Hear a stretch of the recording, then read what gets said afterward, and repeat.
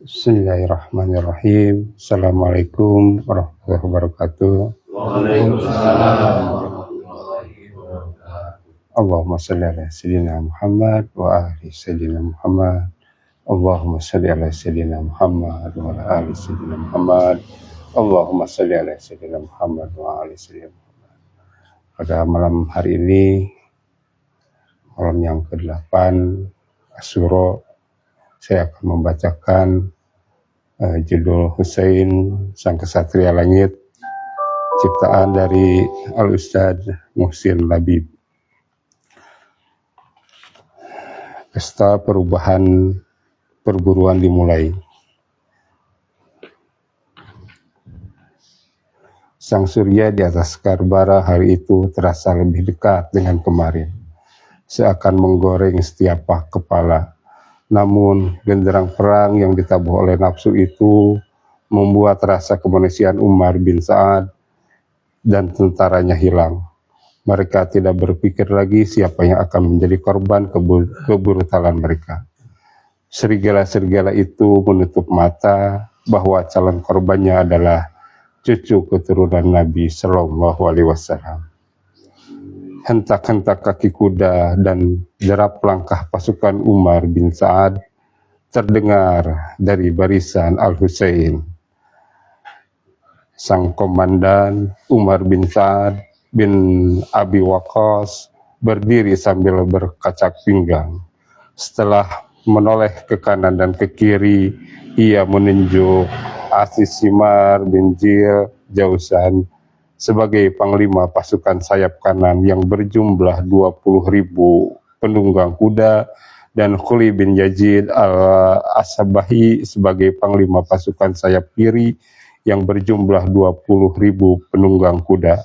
Sedangkan pasukan inti bagian tengah dipimpin oleh Umar bin Sa'ad sendiri. Daur Suryo terasa kian panas dan siap menggoreng kepala. Al-Husain mengatur dan membagi para pendukungnya menjadi 3 pasukan kecil. Barisan berjumlah 20 penunggang kuda dipimpin oleh Zuhair bin Al-Qain, sedangkan 20 tentara lagi diletak di posisi kiri di bawah pimpinan Hilal bin Nauf al-Baijli.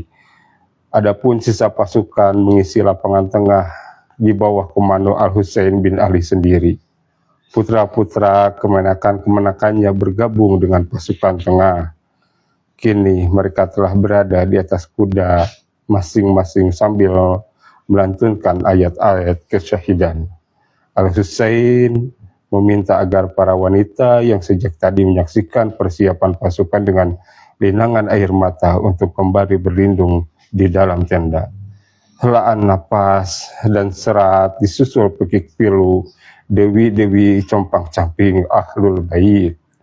Al-Husain menahan luapan ibanya sambil menatap erat bibirnya. Beberapa orang pasukannya ia perintahkan turun dari kuda untuk menggali parit di seputar kemah para wanita, lalu menyalakan api di dalamnya agar Zainab dan adik-adiknya terutama Ali al-Aus yang sakit terhindar dari incaran musuh. Perintah dilaksanakan dan mereka kembali bergabung dalam barisan Al-Husain.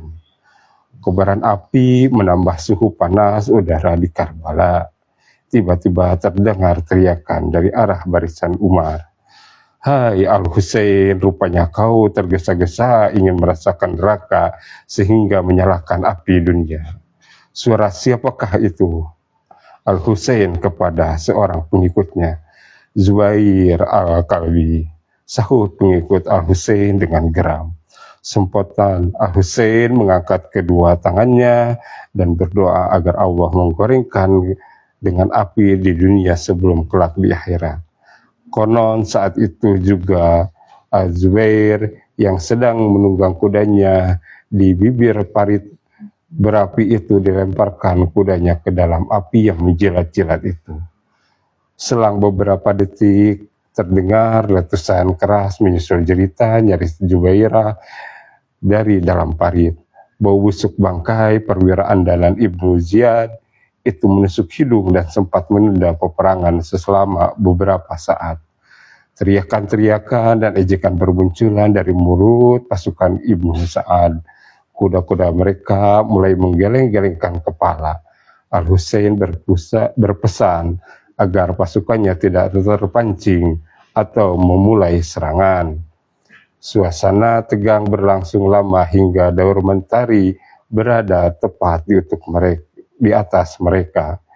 Ibnu Sa'ad mulai kehilangan kesabarannya. Ia mengangkat suaranya dengan menyeru pasukannya untuk membakar kemah-kemah wanita Al-Husain.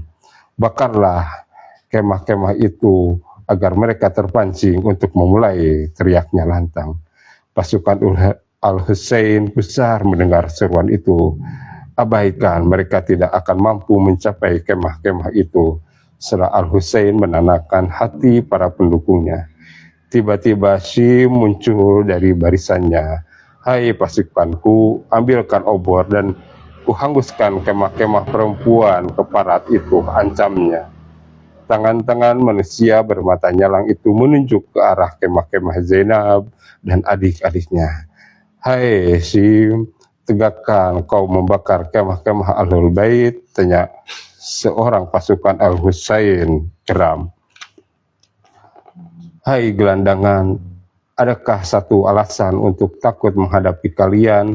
Kami akan menghadiahkan jasad-jasad kalian kepada burung-burung nasar pemakan bangkai, tukar Siwan. Hai bangkai hidup putra wanita yang kencing dalam celana. Kemalangan di dunia yaitu kematian secara hina. Dan kemalangan di akhirat yaitu neraka yang menjilat-jilat wajah yang acak adalah nasibmu. Tangkis Al-Husain dengan suara tegas. Ya Allah, segerakanlah keberangkatannya ke neraka bersama nenek moyangnya. Lanjut Al-Husain secara mengadahkan tangannya. Api kebencian membakar jiwa Syim setelah mendengar jawaban dan doa Al-Husain. Ia mengurungkan niatnya dan kembali ke arah barisan sambil berteriak, serbu dan musnahkan mereka. Gaung takbir Allahu Akbar dan lingkahan kuda Al-Husain serta pasukannya menyambut teriakan pasukan Ibnu Sa'ad. Drama pertempuran dahsyat sepanjang sejarah itu dimulai. Kuda-kuda berlarian ke arah berlawanan, denting pedang dan jeritan wanita bersautan bak irama konser. Debu-debu berterbangan menyelimuti permukaan medan. Korban tewas dan luka berguguran ditinggalkan kuda-kuda yang bersimpah darah. Hujan tombak dan panah telah mengurangi jumlah pengikut Al-Husain. Dua pasukan itu pun kembali ke kubunya masing-masing. Dari seberang tampak tentara Ibnu Sa'ad sibuk mengasihi bangkai rekan-rekan mereka yang sebagian besar telah terbelah menjadi dua dan menyeretnya ke kemah. Tiba-tiba Abu Tamamah Asy-Syaidawi menyerukan dari barisan dan menghadap sang komandan. Wahai tuanku Abu Abdillah, kita pasti mati terbunuh di sini. Waktu sholat telah datang. Ini adalah salat yang kita yang terakhir. Maka pimpinlah salat agar kita bersua dengan Tuhan tanpa setitik tanggungan. Al-Husain mengelus senyum sambil mengelus pundak pecintanya itu. Permintaan tersebut dikabulkan, pasukan Al-Husain bersiaga untuk sholat. Usai mendengarkan suara adzan, Al-Husain mendengur Umar bin Sa'ad. Beri kami sedikit waktu untuk melaksanakan perintah Allah, pintanya. Umar tidak menyahuti suara cucu Rasulullah itu. Suara Al-Husain bin Namir menghentikan langkah Husain. Salatlah sesukamu meski Tuhan tak menerima salatmu, ujarnya menghina. Hai keparat, anak wanita penegak khamar, kau masih menganggap salatmu diterima, sedangkan salat Al-Husain ditolak.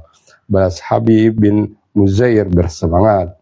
Al-Husain sangat terpukul oleh balasan itu dan menantang Habib adu tanding. Ia menari-narikan pedang sambil bersyair. Hai Habib, antara pedang ini dan tanganku ada jarak.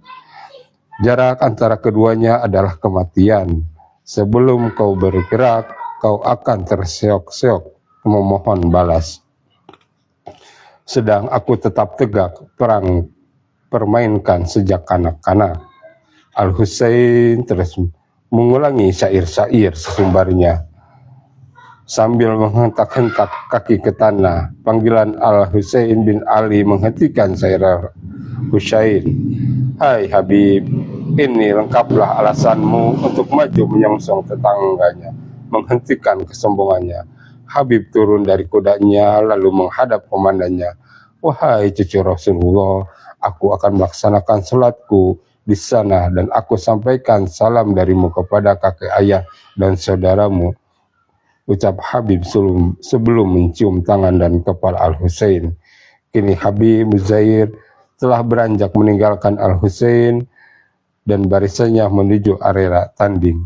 Sebelum puisi kepahlawanan keluar dari mulut pengikut setia Ahlul Bait itu. Akulah Habib anak Muzahir, satria dan singa padang pasir. Kau pasti akan terjungkir dengan ini, pedang penuh ukir, kau pasti akan tersingkir dari arena. Hai insan pandir, kau datang untuk dicibir, kau lemah, kau putra Namir. Sekonyong-konyong Al-Husain mengayunkan pedangnya, Habib segera menampik dengan pedangnya. Terjadilah duel seru antara keduanya. Habib menghantamkan perisai besinya ke arah wajah lawannya yang sibuk menari-narikan pedangnya. Al-Husain terhuyung kehilangan keseimbangan. Habib memanfaatkan kesempatan. Ia mengejarkan Al-Husain dengan belum dapat berdiri tegak. Al-Husain menarik kepalanya secepat kilat menghindari ayunan pedang Habib. Namun sebagai ganti kepala pundak ini, Al-Husain mereka melancarkan darah sagar. Saat itulah ia berhasil mengarahkan tendangan kaki ke kanan dan ke arah Al-Husain. Ia sempat mengeluh kesakitan sejenak. Duel terjadi lagi, luka di pundak dan darah yang mengucur telah mengurangi kekuatan Al-Husain. Beberapa ayunan pedangnya tidak mengenai sasaran dan pukulan tangannya kurang terarah. Habib sadar akan kelemahan lawannya. Ia menyerang secara kilat dan menyerangkan pukulan ke arah pundak kiri Al-Husain. Pedang lawan Habib kini terpelanting. Seketika raut wajah manusia yang beberapa menit sebelumnya sesumbar dan congkak itu berubah pasif, menyimpan ketakutan tanpa melanjutkan puisinya yang belum selesai.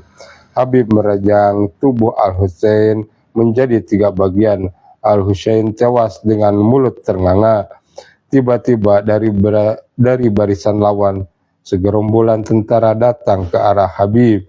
Ia menyambut dengan teriakan pedang. Satu demi satu terjungkal menyusul Al-Husain.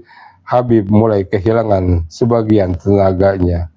Ia mulai terdesak dan terkurung oleh kepungan pasukan berkuda itu. Serbuan pedang dan tombak secara serentak telah menghentikan gerak lincah Habib. Habib menggandeng kesakitan saat pedang beracun menusuk rongga lehernya. Seketika tersungkur dan gugur sebagai syahid pertama. Inna lillahi wa inna ilaihi raji'un.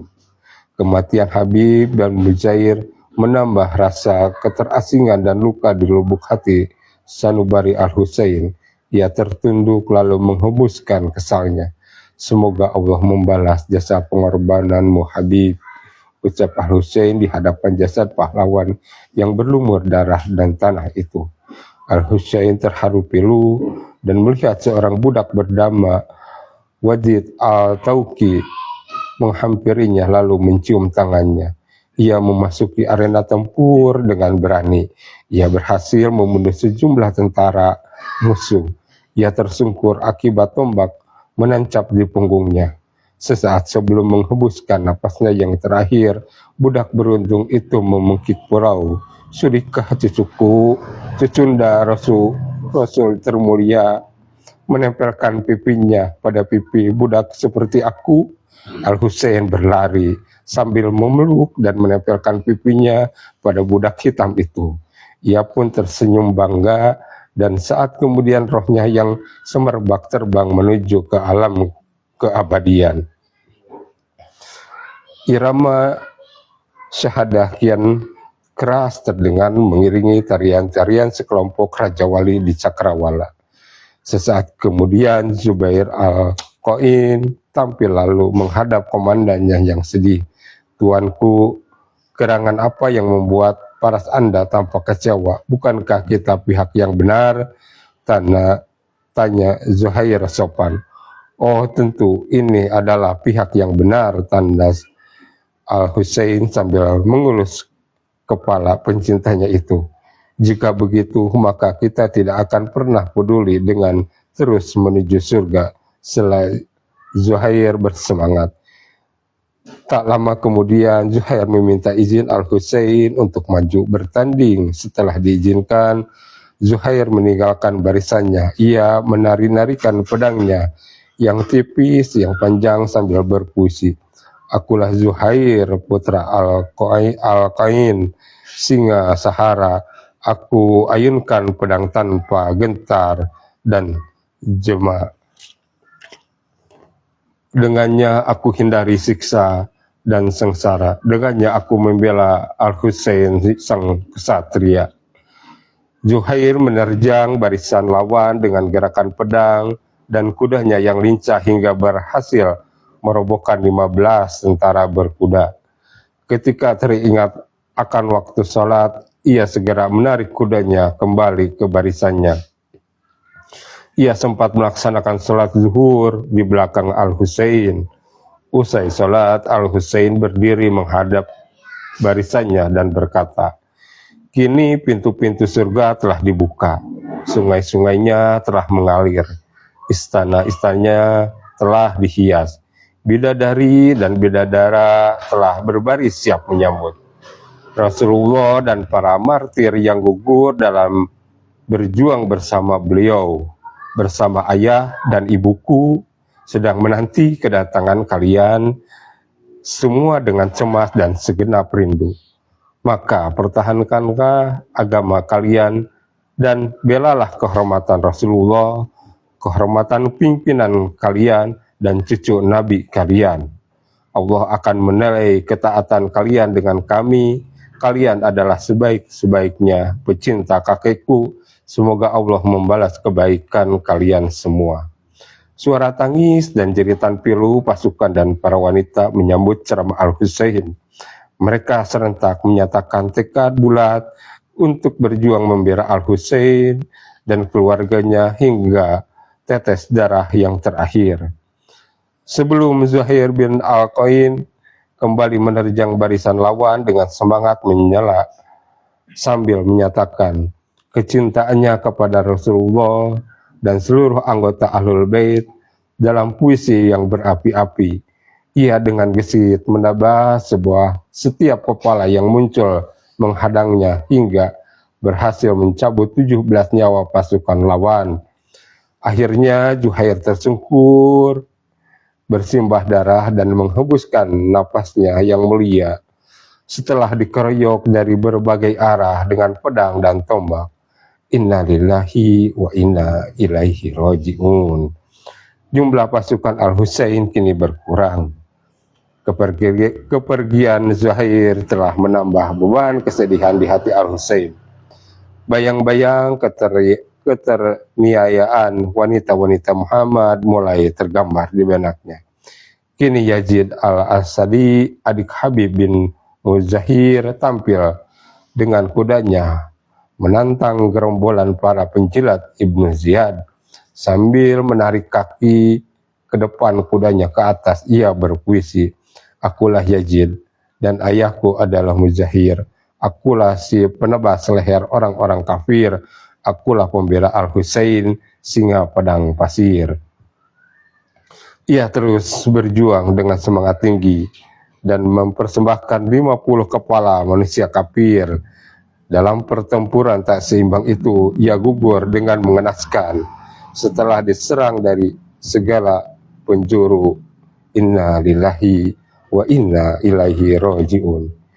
Giliran untuk maju sampai pada Yahya bin Kasir al-Ansari. Ia segera memacu kudanya ke depan menerobos barisan musuh sambil bersair, belajarlah ilmu keberanian dari keluarga Ashar.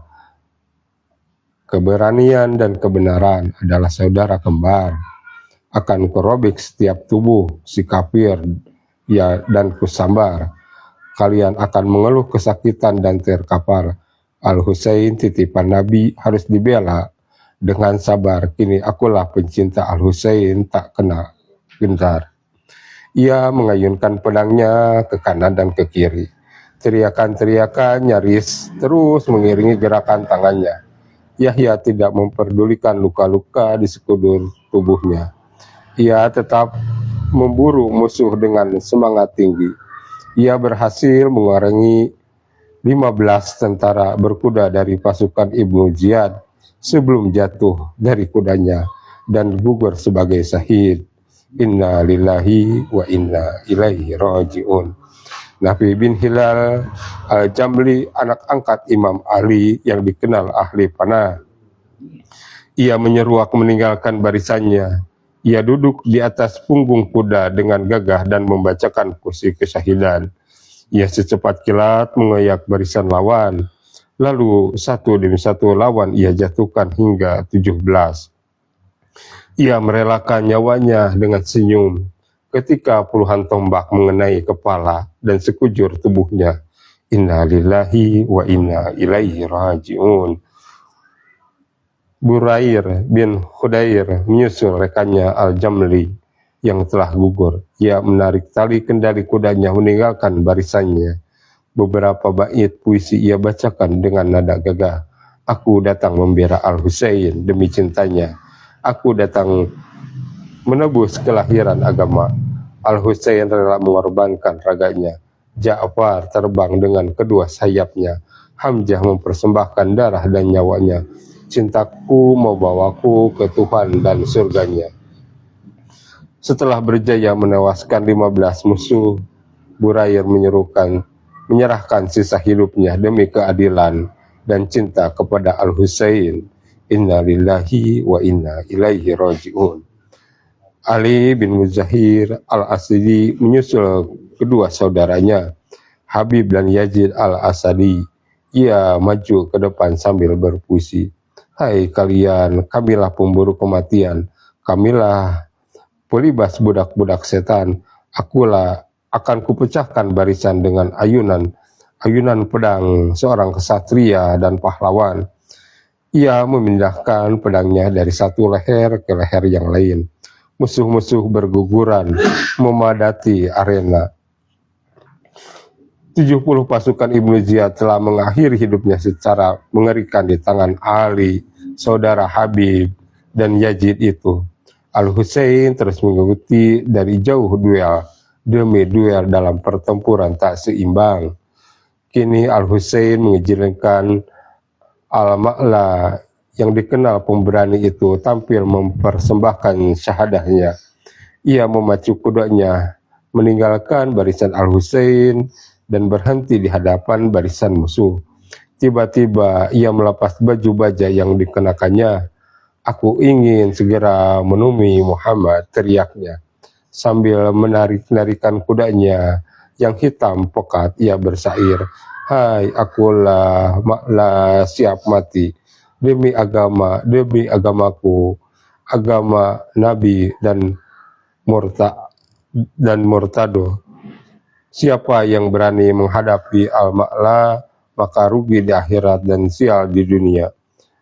Al-Ma'la menerobos barisan lawan dan mengobrak-abrik mereka hingga akhirnya berhasil mencabut nyawa 50 tentara berkuda. Ia gugur sebagai syahid setelah dikepung oleh pasukan Ibnu Ziyad. Inna lillahi wa inna ilaihi rajiun. Mantan budak Ibnu Zun meninggalkan barisan rekan-rekannya, dihadapkan lawan dengan puisi. Saksikan persembahan seorang berkulit hitam. Saksikan keberanian seorang Afrika di arena. Aku akan membela Al-Husain dan tak akan diam. Kematian di pihak Al-Husain adalah jalan surga. Ia bertempur dengan gigih, mengayunkan pedang dan menghantam perisai bajaknya ke setiap wajah muncul di hadapannya.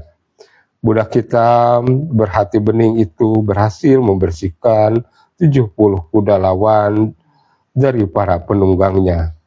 Al-Husain terharu pilu saat melihat seorang budak bernama Wadih Turki menghampirinya lalu mencium tangannya.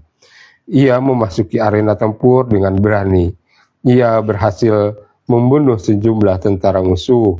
Ia tersungkur akibat tombak yang menancap di tubuh punggungnya. Sesaat sebelum menghembuskan napasnya yang terakhir, budak beruntung itu memekik purau. Sudahkah cecunda Rasul menempelkan pipinya pada pipi budak seperti aku? Al-Husain berlari, lalu segera memeluk dan menempelkan pipinya pada pipi budak beruntung itu. Ia pun tersenyum bangga dan sesaat kemudian rohnya yang semerbak terbang menuju alam keabadian. Tampil setelah kesahidan mantan budak Abu Zar itu, Umair bin Al-Muhdi, ia melarikan kudanya dengan cepat meninggalkan barisan pasukan Al-Husain. Ia berhenti sejenak lalu memperagakan kepiawaian memainkan pedang sambil bersair, kalian akan mengeluh sedih dan mengerang.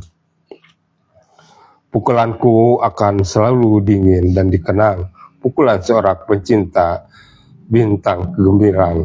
Inilah jalan pintasku menuju hidup tenang. Umair menerjang barisan lawan. Ia menghujamkan ujung pedangnya dengan lincah.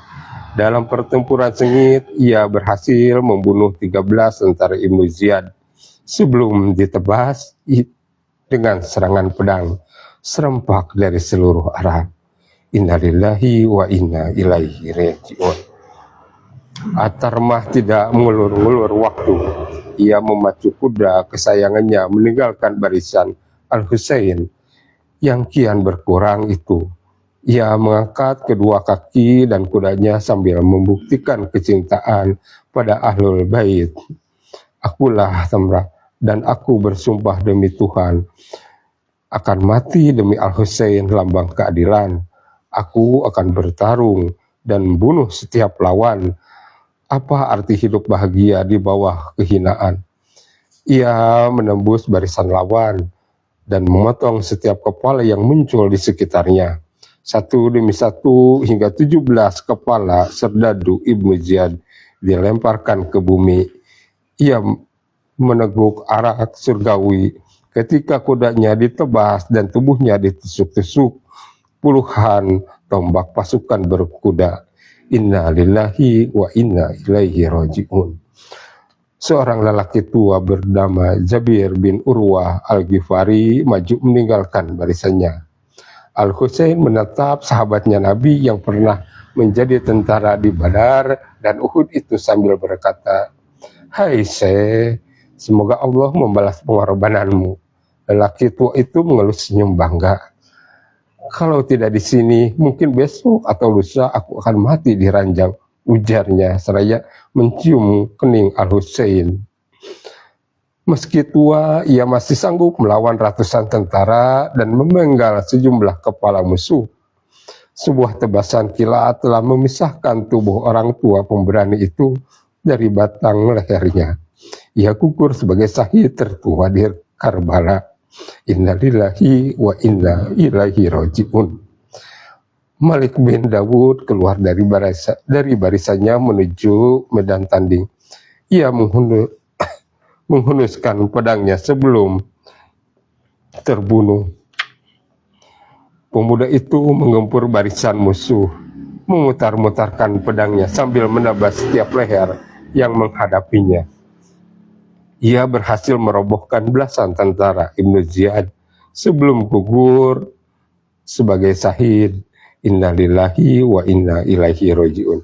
Satu demi satu pahlawan Karbala tampil. Demikianlah kisah hari yang ke-8 di Pojat Aja ini. Semoga kita berkumpul dengan Al-Husain di Karbala nanti. Assalamualaikum warahmatullahi wabarakatuh. Waalaikumsalam.